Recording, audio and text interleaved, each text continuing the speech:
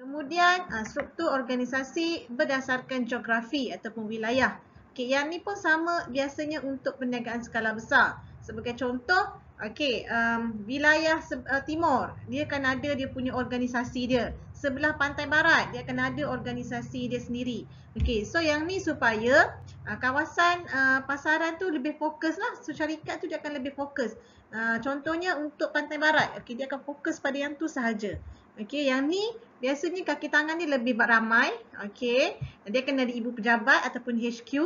Kemudian biasanya akan ada pengurus lah di setiap kawasan tadi. Untuk apa? Untuk selaraskan jabatan ataupun unit ataupun bahagian. Jadi di setiap wilayah ataupun geografi tadi, di setiap kawasan, dia yang akan uruskan. Okey.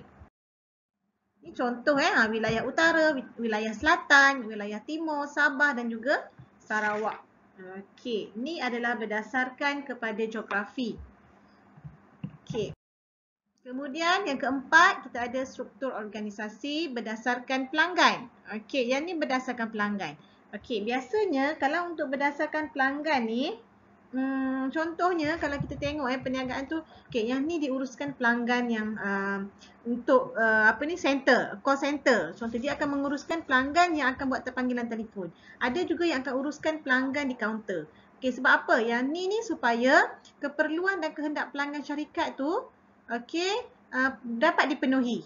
Dan biasanya yang menawarkan perkhidmatan lah. Okey, dan pekerja tu pun biasanya bergantung kepada kepakaran. Okey. Sebagai contoh kita tengok kat sini. Okey. Biasanya dari segi perkhidmatan sebab apa? Sebabnya okey, kalau yang ni macam tadi yang cikgu cakap, okey, kaunter, dia akan jaga kaunter. So bahagian kaunter ni dia akan ada bos dia. Okey, kemudian pelanggan B, yang ni menggunakan perkhidmatan bensin ATM contohnya. Khidmat nasihat pelaburan, ni contohnya bank dia bagi bank. Sebab apa? Bank tu adalah satu bidang perniagaan. Dia bagi contoh perbankan. Okey. Jadi ini adalah berdasarkan kepada pelanggan. Okey. Dan yang terakhir kita ada struktur organisasi berdasarkan matriks. Apa itu matriks? Okey, matriks ni adalah sistem berbilang arahan. Okey. Sebagai contoh, ianya ada dua organisasi, ada dua syarikat lah, ada dua syarikat. Okey, dia akan menguruskan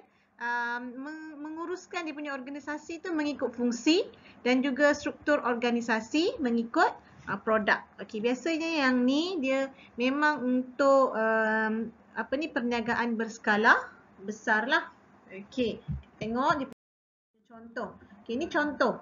Okey, pengarah projek. Okey, pengarah operasi, pengarah kewangan, pengarah reka bentuk. Kemudian untuk yang pengarah projek tadi, dia ada pula eksekutif projek A, projek B. Dia ada, sebab apa? Dia hanya menguruskan bahagian projek.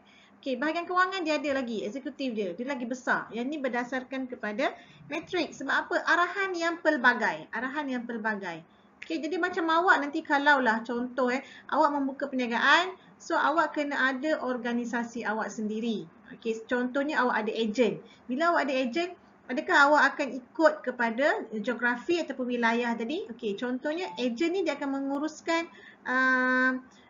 produk awak tu di pantai timur contohnya.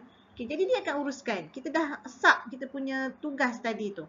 Okey, itu yang organisasi dari segi geografi lah.